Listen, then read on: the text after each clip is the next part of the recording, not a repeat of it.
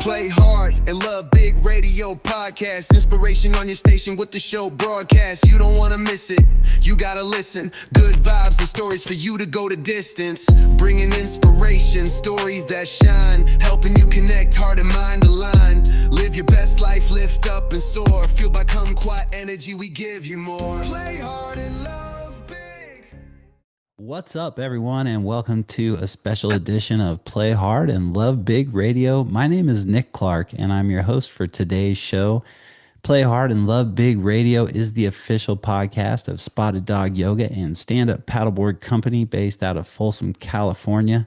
At Play Hard and Love Big Radio, we are dedicated to bringing you the inspirational people and their stories to help you connect to your center so that you can go out and live your most purposeful and passionate life.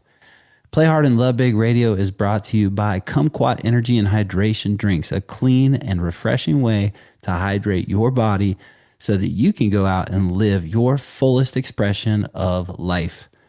Thank you, Kumquat Energy and Hydration Drinks, for being a sponsor of Play Hard and Love Big Radio. Make sure to stop by Spotted Dog Yoga and Stand-Up Paddleboard Company in Folsom to pick up some of those yummy drinks. This is a special edition podcast because finally I get the chance to get my dad on the show. Jackson Clark, coming at you straight from the Rug Room and Toh-Atin Gallery in Durango, Colorado. What's up, Dad? Hey, there's a lot up, man. Everything is up with you too. Yeah, well, we're up at late in the nighttime. What was your day like today? Did you start pretty early? Oh, it was a good day. I got up, woke up about 6 o'clock, and I thought, I'm going to go back to sleep. And then I got to feeling guilty, and I thought, Jennifer's down there. She's going to teach this yoga class at 6:30 because I'm in mountain time, right? Which is better than the one if I was in California, I'd have to get up at 5:30 in the morning, right? Total bonus, So yeah.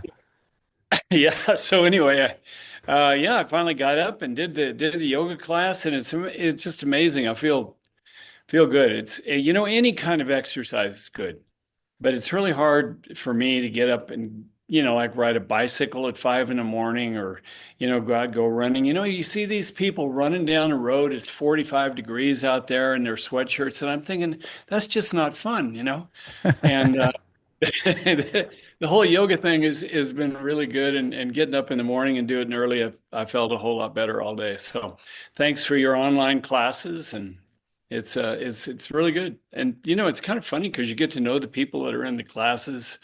You're watching them, and I feel sorry for myself a little bit because your teachers are able to correct people's stance and things like that when they're doing their getting the, what do they call them, poses.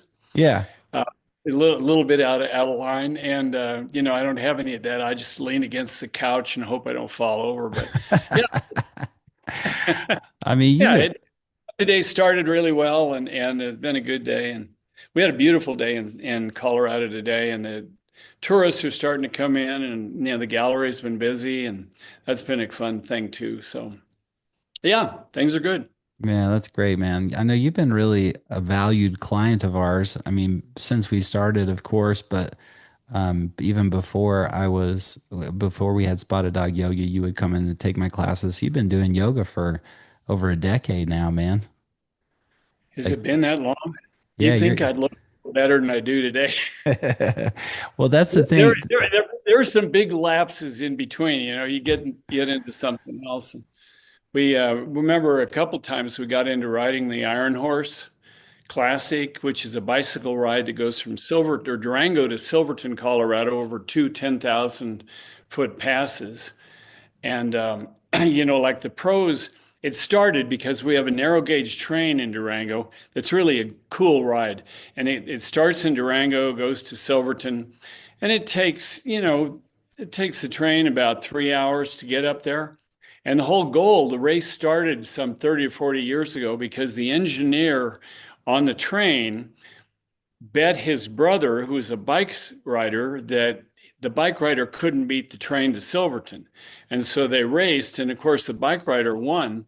And ever since then, they've had the Iron Horse Bicycle Classic. It started with one guy, and now we have about 2,500 maybe sometimes 3,000 people that leave trying to beat the train. I always finish last. It always? Well, one year I didn't finish at all because they say you have to get over the second pass, Molas, by noon. I have no chance of beating the train. That's never going to happen. But I got to the top of Molas, and I was so slow they closed the course, and they made five or six of us ride down in what we called a bus of shame. That's pretty amazing, man. I mean, not many people have been able to say they've gotten to ride the bus of shame. Absolutely, I mean, and I was really good till then. I did fine right till then. But that was this past weekend, wasn't it? Memorial Day. Yeah, yeah, Memorial Day weekend, and it's a big thing here in Durango, and I wasn't here for it this year, and I think next year is probably going to be my last year. Um, just because I've done it six or seven times, and my bones are falling apart. But the instead of doing that, we went down to your nephew's graduation in Arizona, and on the way home, the Navajo people have four sacred mountains. Um, and these four mountains were actually brought from the world before, where they were before when they came into this world, as four piles of dirt or four packets of dirt. And then they built these four mountains out of them. And there's one at Flagstaff, Arizona. It's Mount Humphreys in the San Francisco Peaks. And then another one at Mount Taylor, which is down by Grants, New Mexico. And I always had this thing, I work with Navajo people all the time, and a lot of I mean, I even do talks sometimes about their mythology or their religious creation story, that sort of thing. And it's a real complex deal. And anyway, one of the things I've always thought about doing is climbing those four sacred mountains. So climbed Mount Humphreys one day, and that was pretty good. And then Mount Taylor the second time, and it was really beautiful too. But they're not as high as the mountains here in Colorado, but they start at a lower deal, so it's a nice climb. But I finally understood why they're considered sacred mountains, because when you stand on the top of them, they dominate the landscape as far as you can see all around them. There are no taller peaks around them, and you can just see how that would inspire a culture. And a lot of Navajo medicine men and actually other tribes in the Southwest consider these mountains holy too. So they do ceremonies up there on them, and it's a pretty awe-inspiring thing. It's been a lot of years since I climbed up any mountains, so it was fun to do it. Fun to do it. Yeah, that sounds amazing. I saw the picture of you and Antonia up at the top there, and that seemed like a pretty special deal. What did it feel like when you were at the top with them? Up there at Mount Humphreys. With that one, it was interesting. A lot of people were climbing, and I think most of the people who go up it, and there was still quite a bit of snow, which is why we couldn't go do the ones in the La Platas or over at Mount Blanc by Alamosa. But um, most of them, they're just climbing a mountain, and I spent a lot of time thinking about, the culture and the people and that going up it. It was an interesting thing.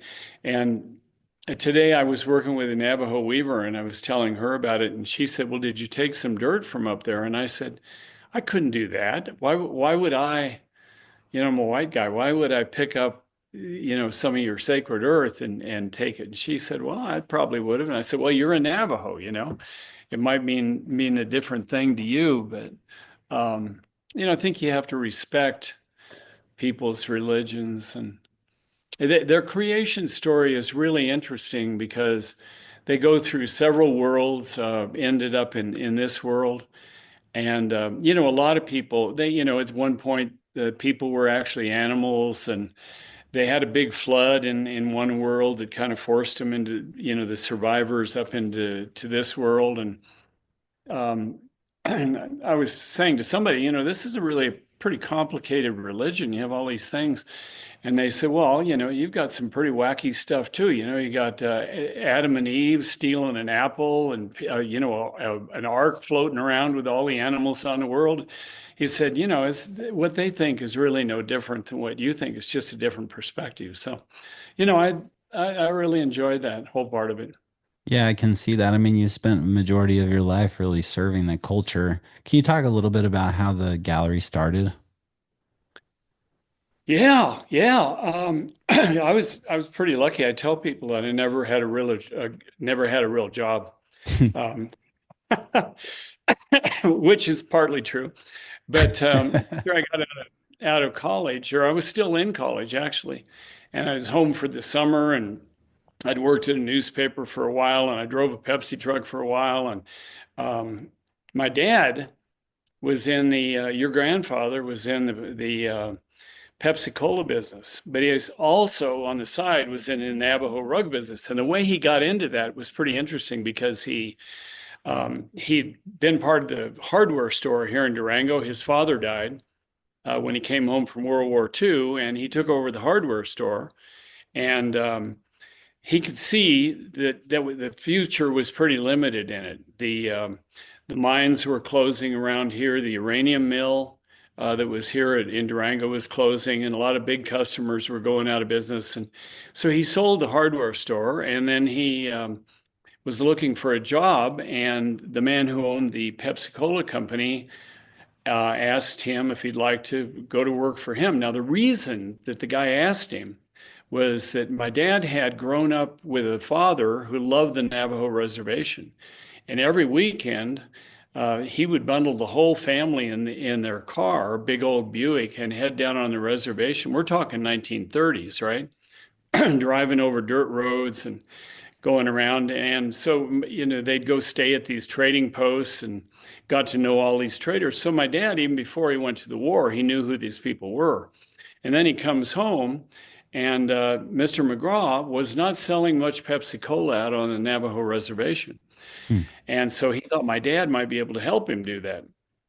So my dad went, I call him J1, which is kind of, irrelevant. But they call me J2 sometimes. So he was J1, but he went down to the Two Gray Hills Trading Post, which is one of the most famous trading posts on the Navajo reservation, where they make some of the most incredible rugs.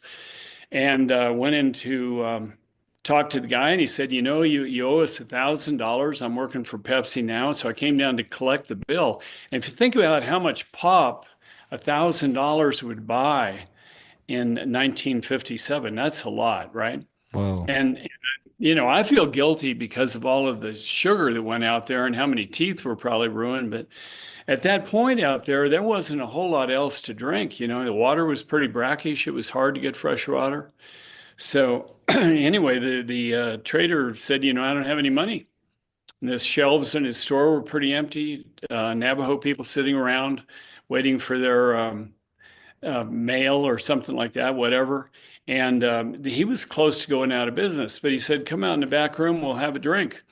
And it was early in the morning. My dad said he really didn't want to have a drink right then, but he'd go back with him and talk. And he walked back in the back room, and 3 feet tall, all around this room were beautiful Navajo rugs stacked up. And that's why the guy was broke, because he was taking rugs in and trading that for groceries and fabric and pots and pans and coffee and all the things that he sold in the store. But there was no money to replace it. And back then, Two Grays Hills was at the end of a 20-mile dirt road. So not a whole lot of tourists went out there to buy them. And this guy was by himself, so he wasn't traveling to sell them. So Dad said, I'll tell you what I'll do. How about I take $1,000 worth of rugs? And he knew about rugs because his wife, your grandmother, her family owned a small trading post. And his family knew about Navajo rugs. So he thought, well, I'll just take the thing in rugs and I'll sell the rugs. Well, what happened is he picked out $2,000 worth of rugs. Hmm. And he said, well, I'll tell you what I'll do is you call those other trading posts that are on the highway over there, and you get them to send you supplies to fill up your stores. and I will send the credit for the second $1,000 worth of pop to those people and deliver the pop to them, right? So the guy said, "God, that's a great idea," you know. So they did it, and my dad came home and told his boss what he'd done, brought all the rugs in, and his boss got mad at him, told him he was going to lose his job if he didn't go back the next day and get the money, that the guy was lying, and stormed out and went to the Elks Club. So my dad put the rugs back in the car, and then he drove home to where my mother was having a victory or a new celebration dinner about my dad's new job, right? And which you might not have in the morning. So anyway, he at the end of the dinner, he said, "You guys want to see what I did today?" And they had about 20 people there, and he brought all these rugs in. He sold all the rugs. And so the people, they didn't have credit cards back then, of course, so they had to give him cash or checks. And everybody back then carried a checkbook. They got all the checks. The next morning, he went down, cashed the checks, and he went back into Dave, his boss, and said, "Here's $1,000 for the bill, and here's $1,000 for the credit, and here's $100 for you, Dave."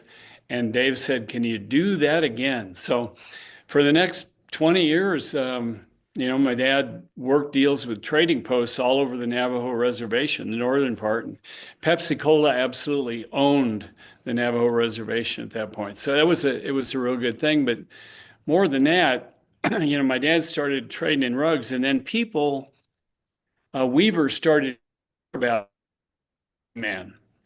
And they would drive to Durango and bring their rugs up, and they called him the Pepsi Man because even if he didn't buy the rug from him, he'd give him a case of Pepsi.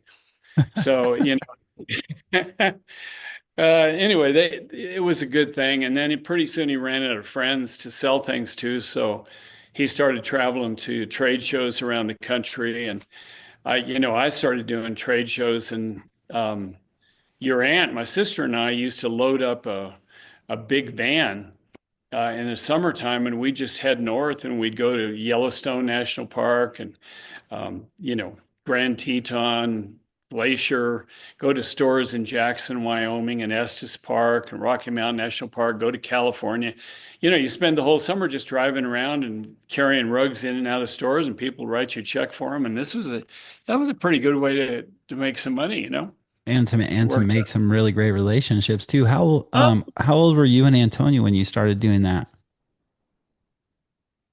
we were, I think I was 20, 20. And, actually, the way I got started in it, because I'd never been real interested in it at all. And after my gig at the Durango Herald, the newspaper was over, I was the sports editor there for a little bit during the summer break before or actually I quit college to go skiing in Aspen, right in the middle of the Vietnam War, if you can imagine that.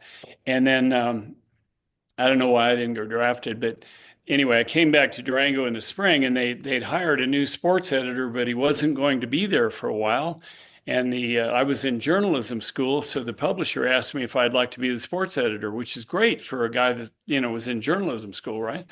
So I did that for about 2 months. The new guy showed up, and then I got a job at the radio station selling advertising. And the guy had a plan that I would go to towns where they don't get the radio station, but that people drive through Durango and then they go to those towns, so I could sell ads to people to buy things in those towns. So people would say, I'd go to Ouray, Colorado, and they don't get any radio stations in Ouray, or didn't back in those days. And so I walked in all these stores, and nobody is buying advertising. And anyway, I walked into a Native American art store, and I called the Hogan, a guy named Jack Gibson, and I said, gave him my whole spiel on the buying advertising and why I should do it. And he said, "No, I'm really not interested, but thanks for coming by." And I looked in his store, and he had jewelry, and he had pottery, and he had baskets, he had kachinas, but he didn't have any rugs.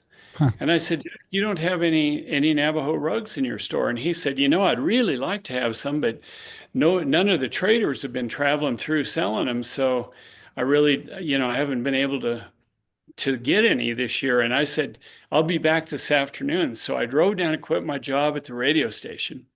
And then I went to see see my dad, and I said, "So, how much will you pay me if I sell these rugs for you, wholesale them for you?" And he said, "I'll pay you 10%, you pay your own expenses."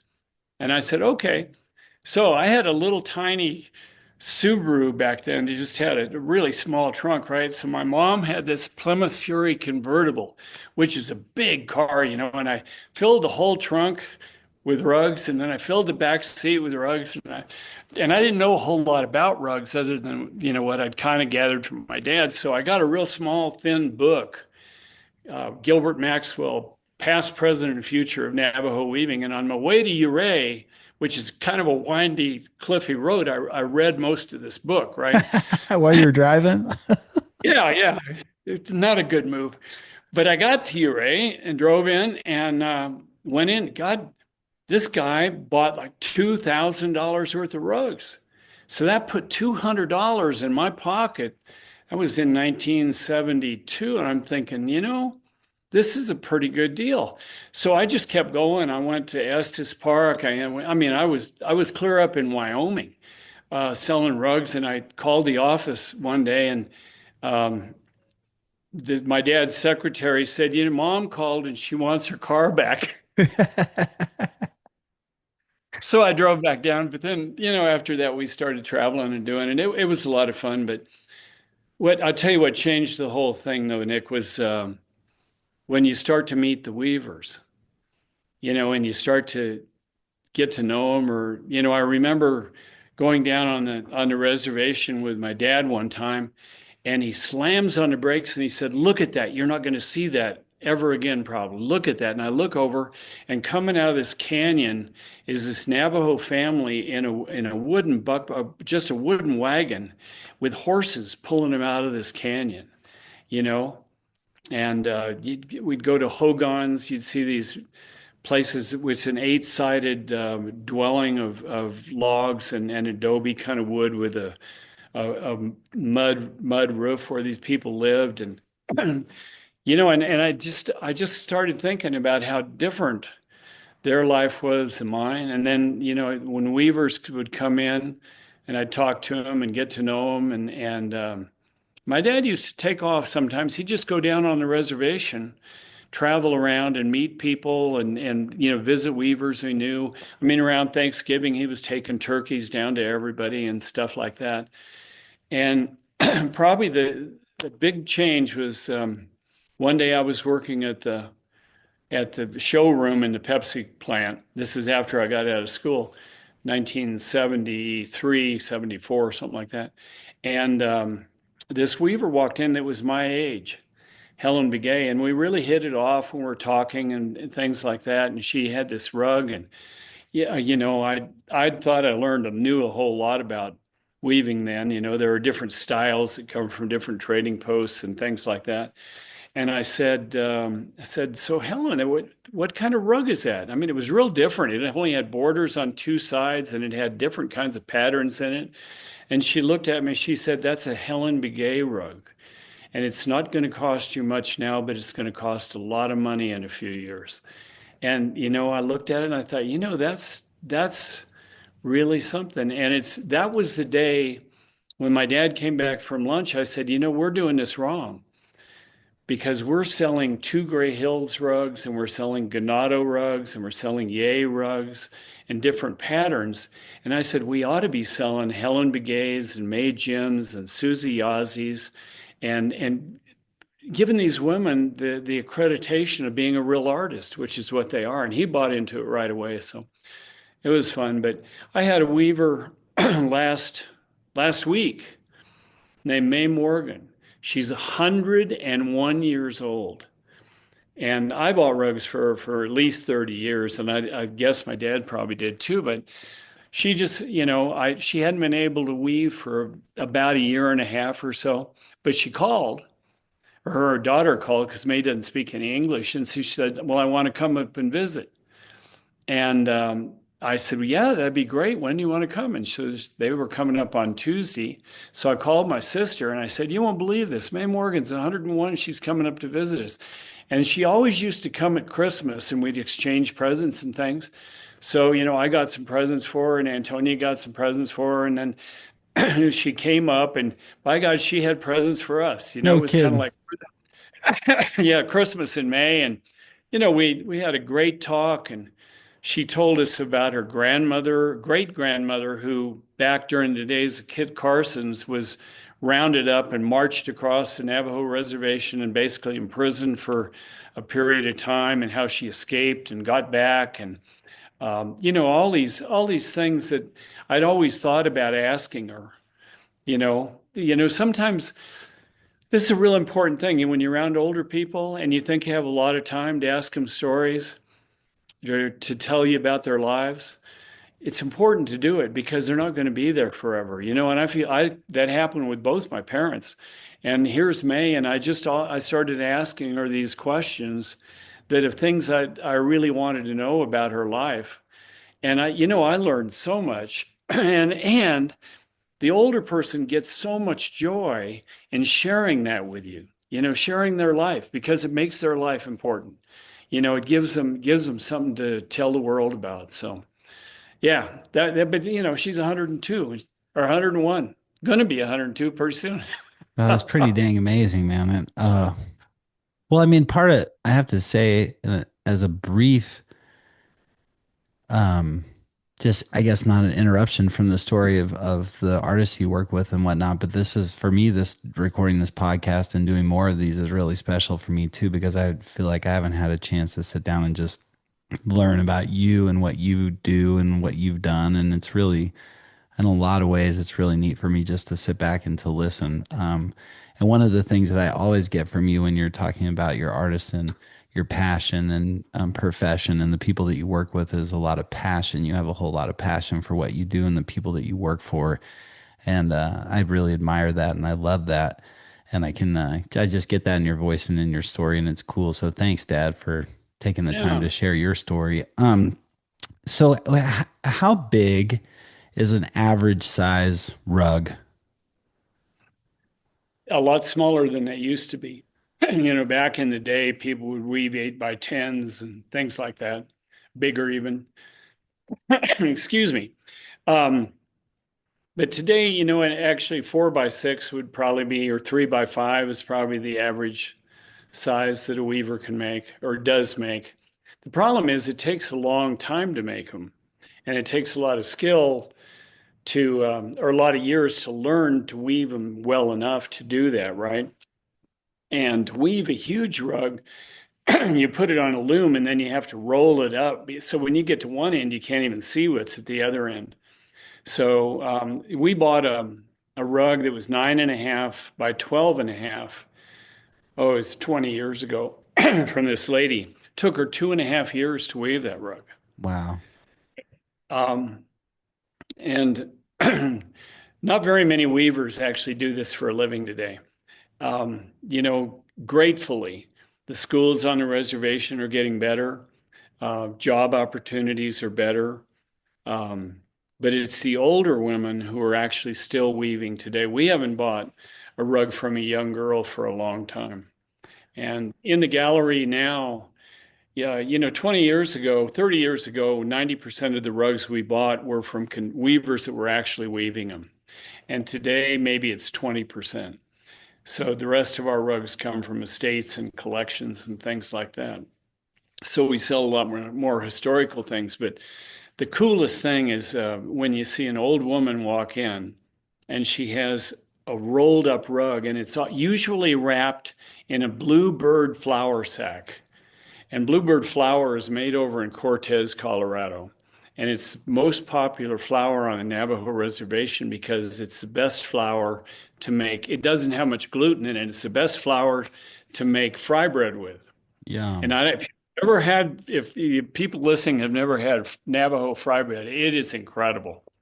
Put a little honey all over the top of it, and it's it's phenomenal. Well, you can, It's, it's like super speed soupapilla.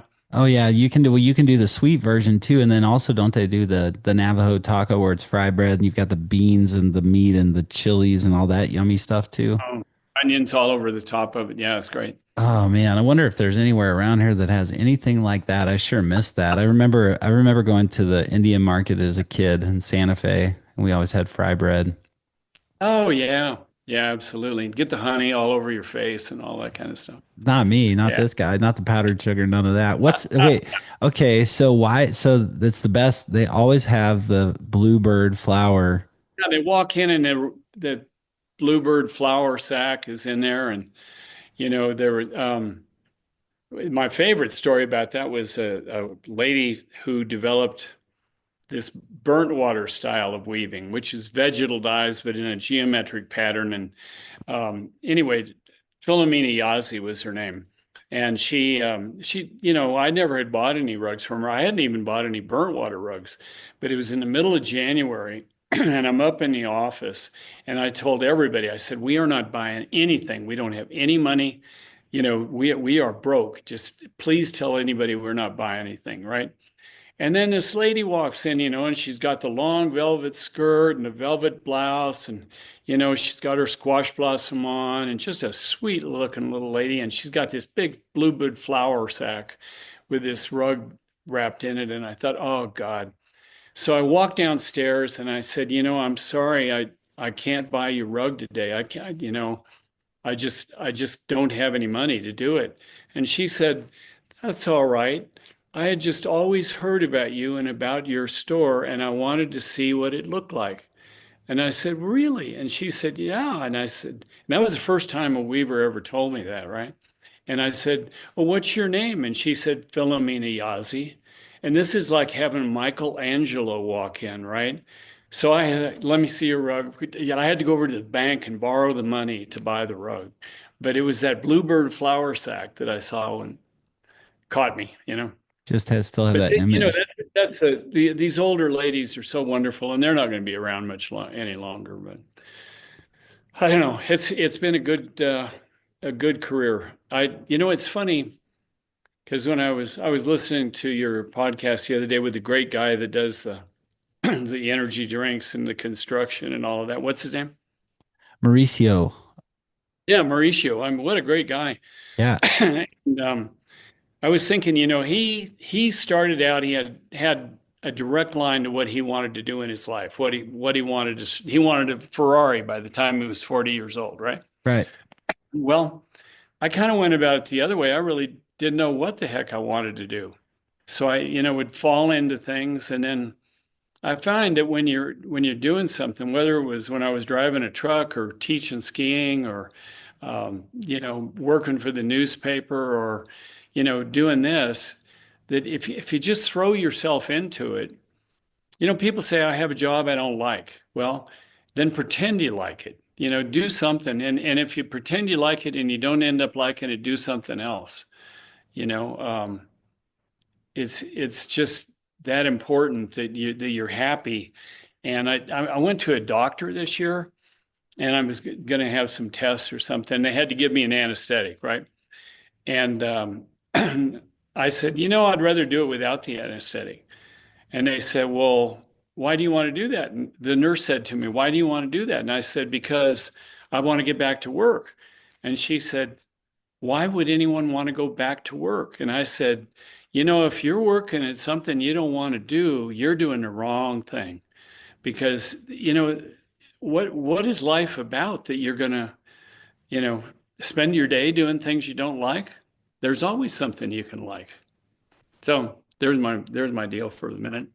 Yeah, I feel that too. I actually remember calling you one day, and maybe it was around a similar time frame, and you're like, you know what? I was just walking down the street and I was thinking, I could quit doing this, I could stop doing this, but what else would I do? And I really like doing this. This is what I love to do. So why would I stop doing this? So um yeah, I love that you have a passion for what you do and it drives you. What would you say over the years of working in the industry that you're in that you've learned the most and loved the most? Well, the most important thing is the people, the people and the culture, the native people, all of them. And secondly, are the customers I've met. I mean, I have friends, all over the country, people I've known for 30, 40 years that I've learned so much from and enjoyed. And the third thing, and this is kind of strange because it's out of the realm of most people's going into business, but I really like to be able to help people. And we had an artist come up today. His mother died a week ago, and she in Navajo, there aren't a lot of wealthy people on the Navajo reservation, and when somebody dies, you don't get that body until you pay for it, out of the funeral home, right? And they were short money to get the body for the funeral tomorrow, and I was able to write that check and give it to them. Or we do, we have great customers, and they come and help us every fall. We go to cut firewood, and we fill trailers full of firewood, and we take it down to these people because some like 60% of the people on the Northern Navajo Reservation heat their homes with firewood. There's no way to afford electricity down there. And a lot of people don't know 30% of the people who live down there don't have clean running water, and they don't have any electricity. So we work raising money for this company, Dig Deep. It's a charity, and they put solar panels on homes and cisterns to where people can get water in their homes. It's it's just a girl calls and she doesn't have enough money for her tuition that year.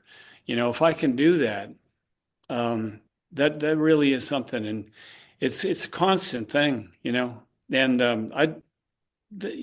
most of the money we loan out or whatever, we never get back, and I don't care. It's that's one of the reasons that I do this, and I really, really appreciate the opportunity to learn the things from them that they've given me, and that's a small thing to give back. Yeah. What's the future of the Navajo reservation look like as far as the youth? Well, the future of the reservation, I think, is pretty bright. They're mineral rich down there. They have a lot of oil and gas that they haven't been able to work with for the last 3 or 4 years, and that makes a huge difference. And whatever 100 years ago, this is an interesting story. The Navajo Nation has a big council where all the different chapters, which are like states, they elect a councilman. They go to the big council and they represent. It's like going to the Senate or the Congress, right, or the State House. And until about 30, 40 years ago, the Bureau of Indian Affairs basically told them they'd have a big council meeting, but the Bureau of Indian Affairs officials would tell them what they were going to do. And then they would do it, maybe 50 years ago. And they would do that, but they didn't have any real power, right? And one of the things they did during that time was the government had them sign some oil lease agreements and mineral lease agreements with some companies where they really didn't do well. They didn't get the full amount of money they should have gotten. And they were all 100-year leases. Well, guess what? They run out right this year. So the Navajos are going to have the opportunity to renegotiate all those leases and start their own companies. And their president right now is a Stanford graduate. And I think the reservation is going to be just fine. It's going to take a few years. Education's getting better. They have colleges down there now. There was Wow. a guy named Raymond Nakai who had been in the military, and then he was a DJ in Flagstaff, and he ran for Navajo Nation president, and he got elected. Well, at the first thing he did, at the first meeting with the BIA, because they would always come in once a year to hear what the Navajos had to say, and they go back and forth. And Raymond Nakai said, our kids graduate from high school here, but they have nowhere to go to college. And we are going to start a college system on the Navajo reservation. And the BIA head at the meeting said, we'll take that back to Washington and we'll consider it. And Nakai said, no, you didn't hear me. I didn't ask your permission. We are going to start a college. And they did. And now they have Navajo community colleges all around the reservation, and kids from there can come when they graduate up to Fort Lewis College in Durango, and they can go, or they can go to school in Farmington. So education's the key to everything, you know. It's the Yeah. key to everything. And Fort Lewis College has a tuition grant for uh, Native Americans. Is that correct or no? Yeah, yeah, it's true. Fort Lewis and Durango, which your grandfather was really responsible for it being a 4-year state school here. He went to Denver and lobbied to get that done. But at one time, it was an Indian school, and before that, it was a cavalry fort. Hmm. And in the state of Colorado was given um, that property and all of the buildings with the understanding that they would provide free tuition for any Native American that wanted to go there, as long as they met the admission requirements, right? Yeah. And so, interesting, we have in Durango, I think we have representatives from the Eskimo tribes and people in, the people back east, the Iroquois. I mean, kids from all over the country have come here. It's really made Fort Lewis a sort of a cultural center for Native American students. And they just hired their first Native American president Wow. at the That's pretty. college. So that's going to be an interesting thing. Yeah, that's really amazing. And with the rise of education and whatnot for the youth and the Navajo reservation, do you see any sort of comeback and reemergence in the arts as far as, people maybe getting back into weaving again, or do you think it's kind of a lost art kind of a thing? What do you think? Yeah, I think it'll always be something that Navajo people will do as an art form, but it's never going to be like it was. In at the turn of the 1800s or the turn of the 1900s, every Navajo woman could weave a rug because back then they wore them as wearing blankets, right? And that changed. They began to wear the white men's clothing, and weaving was going away. And then with the help of a lot of traders, they helped transition that into making rugs. And so that survived for a period of time. But today, the cost of a Navajo rug to put on the floor is pretty expensive. You've got to be pretty well heeled to put a nice rug on the floor, and it takes so long to make them that Weaver just can't make enough money to live on to do that. So I think weaving is pretty well gone away. Basket weaving is already nearly dead. Hmm. Pottery they're having a hard time because these kids go to college. Well, the last thing most of them want to do is go out and dig up the clay, and work with their hands and make these pots and sell them. They'd rather be a chemist or something like that. So, I mean, things like that. Now, jewelry is always going to be around because, the Navajo people, Zuni people, the Hopi people make great jewelry. And people like jewelry. Yeah, they like jewelry. That'll always be around. Yeah. I had a guy today he was raised in Phoenix by a white family, and then he moved back to the reservation and learned to silversmith from his grandfather. And for him, it's really important because he's carrying on that family tradition. And he's a CPA, but he said, I got tired of sitting at the desk making numbers work for people. I'd rather just make jewelry and sell it. So you never know. Yeah, I mean, speaking of family traditions, when you sit there in that gallery, I mean, I know it brings back a lot of fond memories of me when I was a kid, just running around in there, or even, later on in life when we had our wedding reception there. I was just looking at some photos of the wedding reception that we had at Toh-Atin. But for you, when you're working there, um, do you quite often think of your parents and the way that you grew up in that place and how it formed you as a person? Yeah, yeah, sure I do. I mean, we built this place or this new gallery the year you were born. And it really, yeah, it was good. And my mom, she worked here till she was 98 years old, which is pretty impressive. Bought me an ice cream cone that morning and died that next day. So Yeah. um, I think it's I like to think of it as not so much as a sort of an interactive museum sort of thing, But, I talk to a lot of these kids, young Navajos that come in with their parents, grandparents, and ask them what they're doing, what they're going to do. And, not any of them say they want to be rug weavers or, jewelers maybe, but for the most part, they want to live the American lifestyle, American life. And that, what that takes, you've got to decide what you want to do. Um, I have a good client, and she's a financial advisor for people. And she said, I always ask clients three things. She said, I ask them, what do you want your life to be like in 20 years? And then she says, what will it take to get your life to that in 20 years? And then she says, are you willing to do that?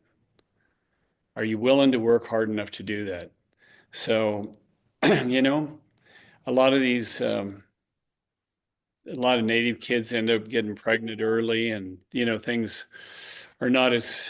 It's not easy. It's a lot of poverty out there. But then you see people, like our friend Clifford Brycely.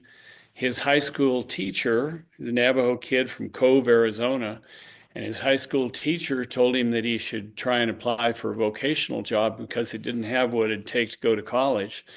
And so he packed his bags, he went out and hitchhiked to Fort Lewis, got a job and enrolled in Fort Lewis and graduated in 3 years, Wow. because he believed that he could do that. And I think that's the key thing.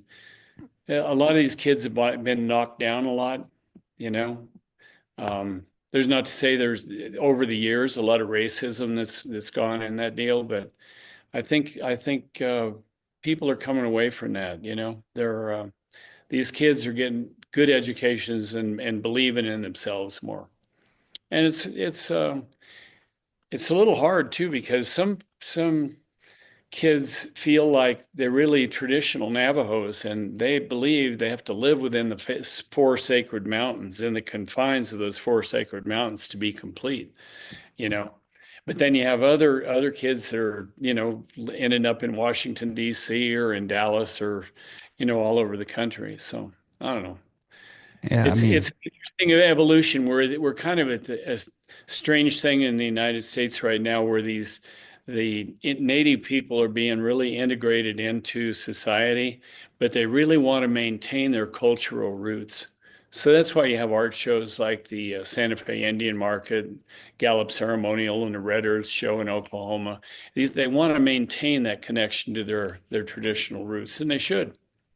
yeah, they absolutely should. Well, I think, for me, it just shows that we're all the same. We all come from different backgrounds, but we're all the same. Like I know I think about Durango and how I grew up and what I learned there. And, I want to maintain and to keep that as a part of who I am, no matter where I go. And I know that's like it's a little bit different, from what you're saying. But at the same point, it's like wherever I go, I try to take what I learned growing up there with me, which is why, our studio, we built the studio with the focus of being community oriented, to help people, to serve people, to know people, to have conversations with people, like, and slow down a little bit in life. Because when I was growing up in Durango, I just remember that I'd be downtown and we'd see somebody we know on the sidewalk, you stop, you have a conversation. Somebody walks into the gallery, you stop, you have a conversation. Like life is not, didn't seem as rushed when I was younger, and so when you say that about them wanting to maintain their roots and to continue to evolve their culture, but at the same time be true to their heritage, I really have a lot of respect for that, and I also agree that that's important for everybody to do. Sure, and their families are real important. The cohesive, integrated families, but it's like growing up in Durango. You remember, we have a lot of people that come in here every day and say, "This is the friendliest town. Everybody wants to talk to you." You Yeah, know, I know. Well, and you go, where are you and you, from? I'm from New York, and I say, "You don't talk to people like that in New York." No. I was talking to somebody else about this on an episode, but it was true. When we moved from California to Idaho, I remember in the first week I was maybe out mowing the lawn or doing something in the front yard, and this guy just stopped and started talking to me. And in my head, I was like thinking, how long is this guy going to talk to me? I got stuff to do. Like, what is he, why is he talking to me? And then I had this realization, this moment where I snapped back and I was like, wait a second. That's why I moved here. Because when you get in the hustle and bustle of life and you're moving at 150 miles an hour, sometimes I tended to forget about what was really important, that human interaction and whatnot. Like I think that can happen to people, But yeah, Durango, that was like Durango showing up again for me. Like, hey, slow down, Oh, yeah. have a conversation, get to know your neighbors. It is like it's such a friendly, amazing town. I was blessed to have the opportunity to live there and to have such a great family with roots there. Yeah, but you know what? I think everybody is open to that. If you just take the time, if you're in a big city or something, and you actually take the time to talk to somebody, they're willing to be drawn out. Hmm. Willing to be drawn out. It's like the human spirit is wanting to be drawn out. I feel like that's the truth. If I say hi to anybody in the grocery store or wherever I'm at, they'll slow down and look at me or pick their head up and have a good conversation. They will, but it requires somebody taking the initiative to like actually pull their head out of their phone or their ass or however you want to look at it and actually have a Yeah. conversation. Well, and I read a thing the other day, and it just struck home with me. This uh, person said, that in business relationships, people generally look at a new person, and there are two things that determine how that relationship's going to start. Do you know what those are? Two things that determine how the relationship is going to start. Yeah, that started on a favorable note before you do anything else. No, I don't know. The first one's a smile. If somebody walks in and they smile at you, stick out their hand, shake their hand, you're gonna be much more open Sure. to that. And the second thing, which I thought was kind of interesting, is your fitness. And Huh. they said it's they say when you look at this guy said that when you look at a person's face, that you can tell if they're the kind of person that has maybe not physical fitness like that, but they have energy, because they've got that face and their head's moving and they're going around. So those two things are kind of neat. I think it's really important. Dude, that's like it's big time like energy. It's an energetic thing? Yeah, it's Yeah, an energy thing. it Now, is see, not, totally. but not all cultures are like young Navajo people, they're just like that, right? But if you meet somebody that's in their 40s or 50s, they don't really, it's considered to look rude to look right at somebody, Mm. so they don't really do that. And they, when they shake your hands, it's a real limp kind of handshake. They don't, it's not one of those Arnold Schwarzenegger kind of grips, and that's considered polite in their culture. So I'm just talking about our, Anglo-Saxon white culture. That's the way to do it, I guess. Yeah, no, that's true. And also that's what I found in learning and communicating too, is that you have to meet people where they're at. And so that takes like a different level of listening, right? When you are having a Oh, conversation or you're approaching somebody from a different generation or a different culture, you have to be listening to and observing who you're speaking with in order to communicate with them in the proper way, because some people might be turned off by the big smile and the firm oh yeah, handshake and all and whatever, right? So yeah, that's definitely something I've learned a lot in my life, is you have to just adjust all the time and create a personalized communication for every single person. that's true. That's Yeah. true. So that works like if you're looking for somebody, say, to be a yoga teacher for you, right? Yeah. You want somebody who's outgoing and all that, Whereas maybe if you're looking for an accountant, that's not that important. That's true. Well, but this is an interesting thing to talk about because yes, as a yoga teacher, you want somebody who's outgoing and energetic, maybe, but some people what I've found through the years is that some people are drawn to those people, and then other people are drawn to the ones that are a little bit less outgoing and a little bit more grounded. So I feel like in creating the team at our studio, and you could speak to this from a very like objective place as a practitioner, but from creating a team standpoint, it takes all kinds to create a thriving community because everybody is attracted to different people. Oh yeah, you're right. You're right. And yeah, so I stand corrected on that, but I thought it was a good analogy. No, no, it's a good Yeah, analogy. I mean, I think you got to want to, you definitely got to be willing to put yourself in front of people if you want to be a yoga teacher. I see that too. So like there is like that is like an overlying like requirement, I think, of a yoga teacher. But then when you kind of get into it, what I notice is some are just different and some people like them. I'm like, whoa, this morning that yoga is, she's just bubbling and happy and kicking along. But one of my other favorite teachers you have is Nazanin, who's like, let's get this done, and yeah, to the I point. love both of them. Just they're different. So Yeah. So you you, you have to adjust. Got to be able to change course. You got to be able to adjust, talk to people about different things. If you get stuck in a rut, it doesn't do anybody any good. You're just trapped. I think you should always try something you don't that you're not good at, you've never done before. Yep, there's the train going by. Can you hear the whistle? I'm listening in. Oh, well, I can't anyway, hear it, yeah, I but can. Well, I can't talk when it's going by, so I had to stop. But you it's so cool, man. For the Durango Silverton Narrow Gauge Railroad is one of the coolest things. It goes right by it my really, dad's store there. It's so cool. I remember actually, do you remember our wedding when it randomly went yeah, by right during the vows? That was a pretty cool surprise. pretty cool. Yeah, absolutely, Yeah, absolutely. I was looking through all those pictures the other day and just, thinking of the great people that were there, some which are still with us, of which are with us in a different way. But just to be surrounded by community like that was really neat, and that's in that town.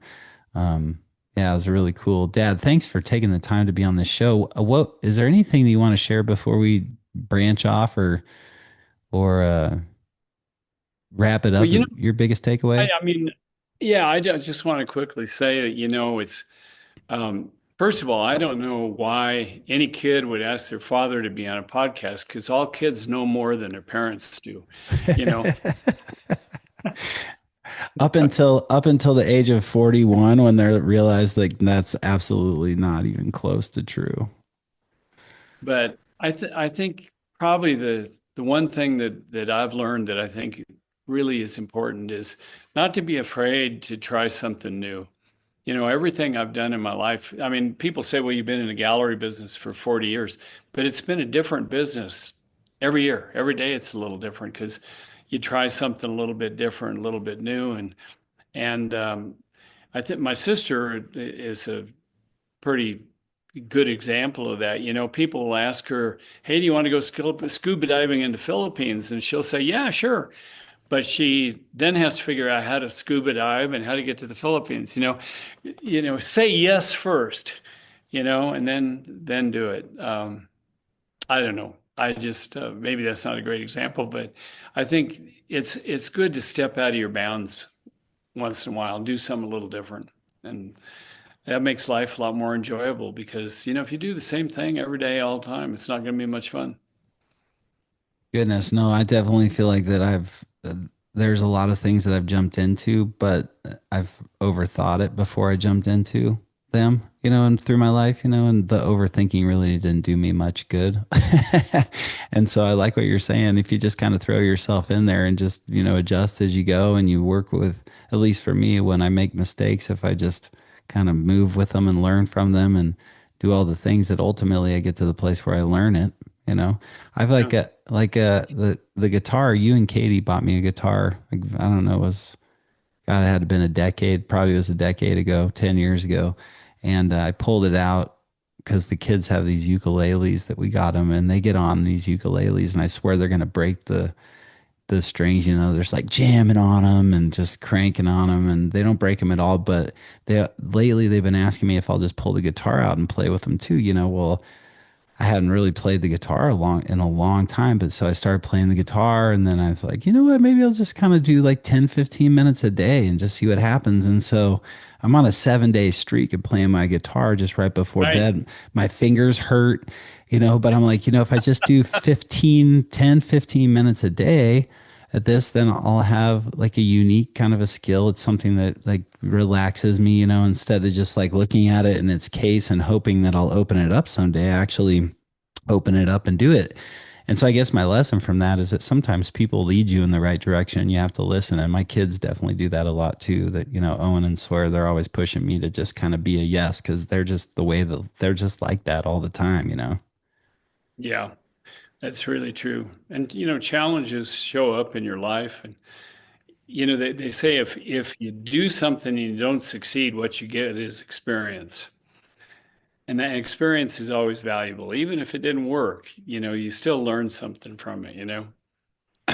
Got to roll with it. Well, I'm getting a lot of experience in my life right now.